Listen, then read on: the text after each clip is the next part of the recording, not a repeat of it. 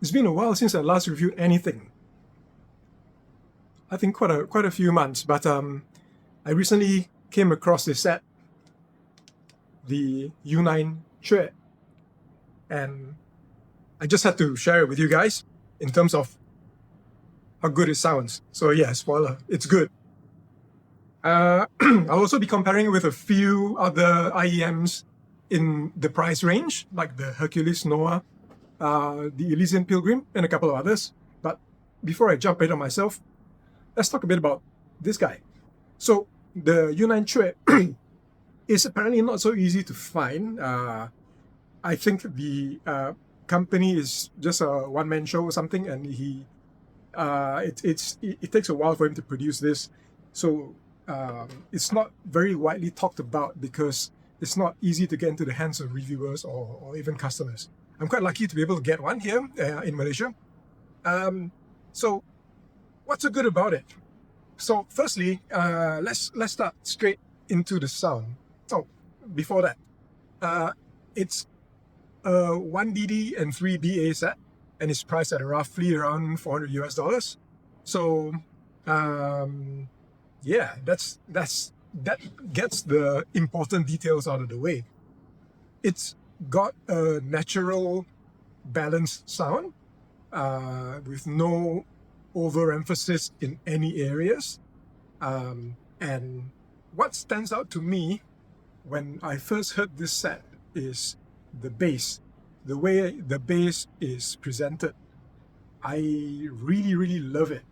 It's not a sub-bass focus set, it's more mid-bass, but it doesn't lose out in the sub-bass too, because what the sub-bass does is it plays a very strong supporting role to the mid-bass, giving it that oomph while there is impact and there is slam that comes from the mid-bass. So the presentation of the bass is excellent.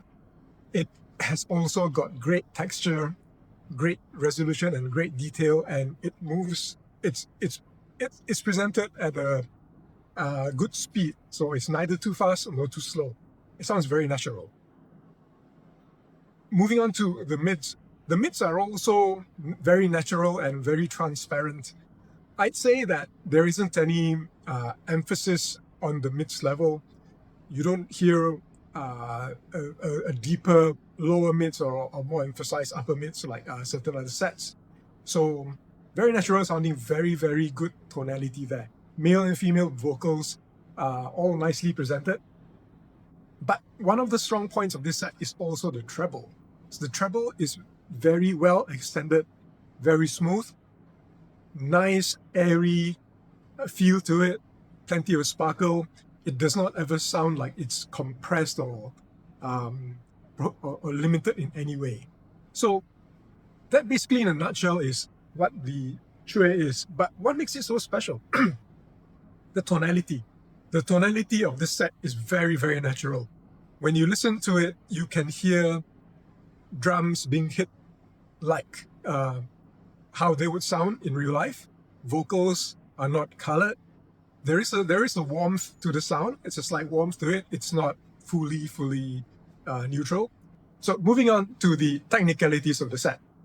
I would say it's not the most technical set out there, but it is $400. So you get what you pay for. It's still pretty decent. The soundstage is pretty good. It's enough. It's sufficient for presenting the music the way it should be. It never ever stretches too far. It doesn't sound unnatural in that sense. Instruments have their own space. Layering, separation, and imaging. Imaging is excellent on this set. You can pinpoint the different instruments and the position they're in. Layering is also very good. Soundstage wise, I would say, apart from not being that wide, it is tall. It does have the height and decent holographic image to it. So you can hear instruments going behind you and to the front. Not something that is it excels at, but it's good enough. I would say for the price range, very good.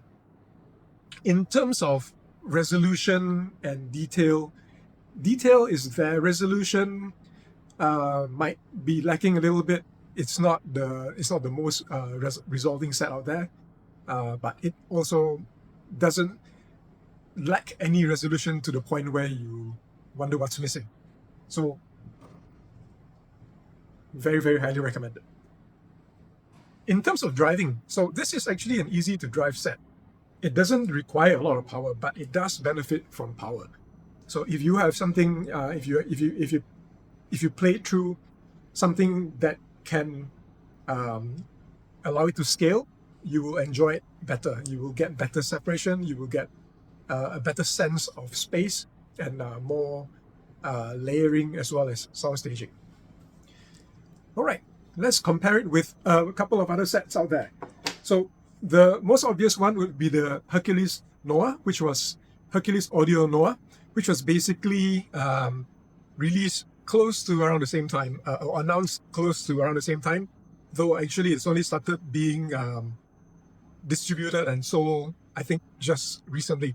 Whereas the Tre has been in market slightly earlier, though it probably hasn't really been able to be to get into the hands of as many customers. The Noah also is a single DD and 3BA set, and it's also priced around the same. I think $380 to $400 US.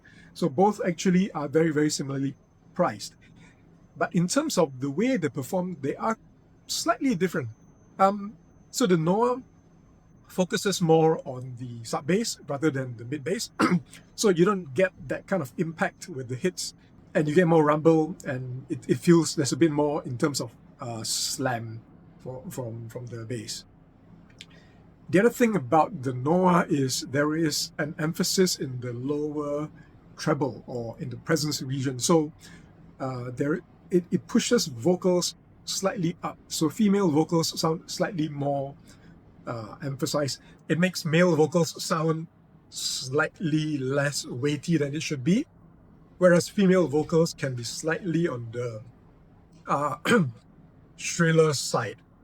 And the treble is a bit more rolled off than the Tre. It doesn't have the extension that the Tre has and the airiness.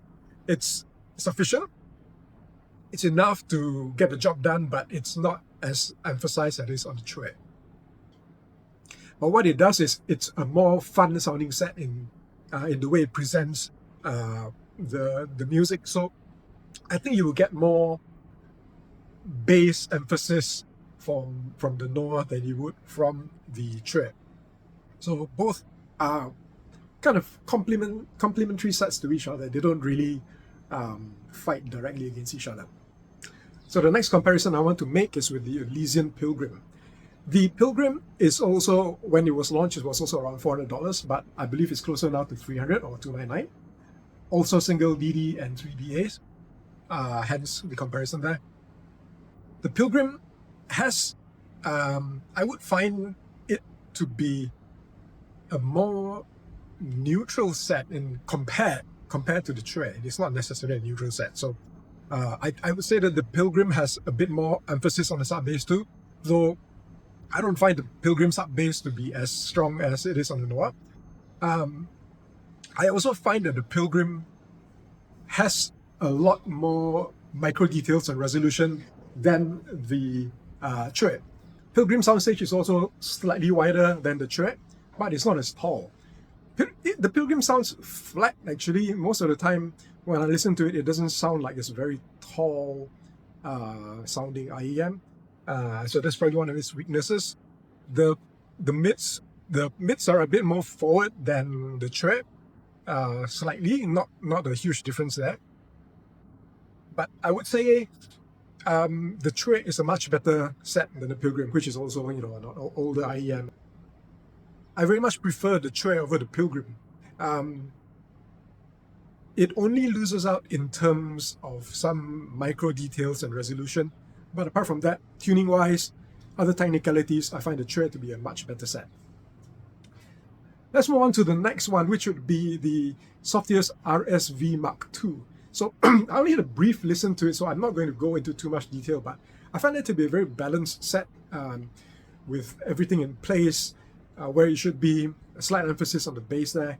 but I also find it a little bit boring because I think it's meant to be more reference sounding.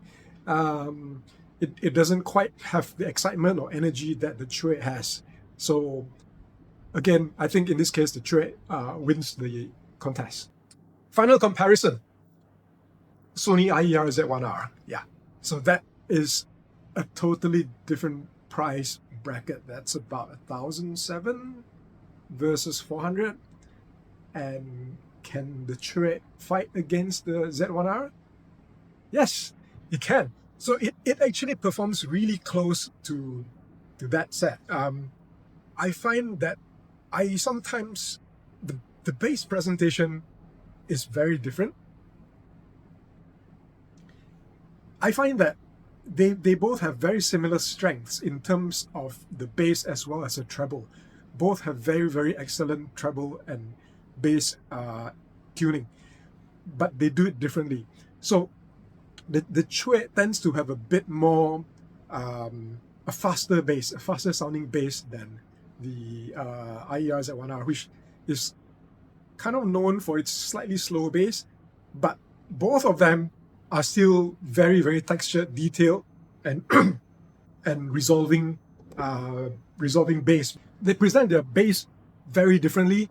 The Z1R has a slower bass, so you can feel more body on it. It feels more encapsulating, if that's the word for it, over the sound. But at the same time, it has also got a lot of detail and texture and information that comes out from it. Likewise with the True doesn't lose out in terms of information and tactility and incisiveness. Both of them do it very well in slightly different ways, so I enjoy both of them for different reasons.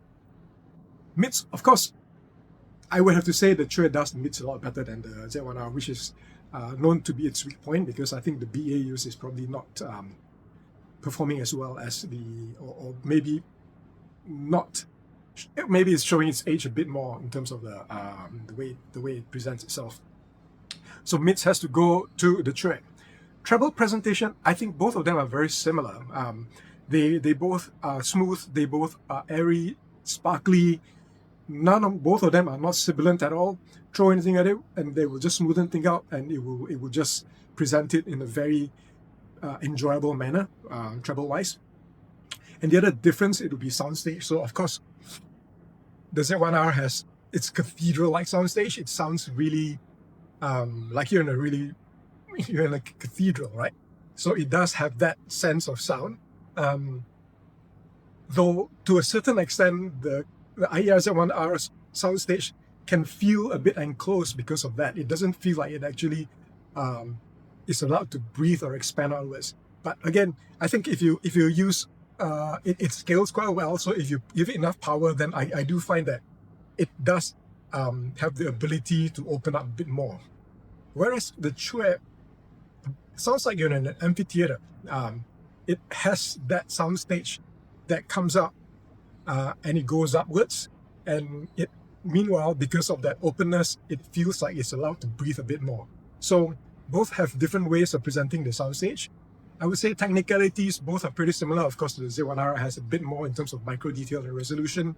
But yeah, I mean, we're talking about a $400 set that is fighting against a $1,700 set. Of course, that is about a 7-8-year-old set. So, you know, technology and all that. So really looking forward to what Yu9 comes up with next, because, you know, if they can improve on this, I think they are really, really on the road to greatness. They are actually already very good with this. Thank you for watching.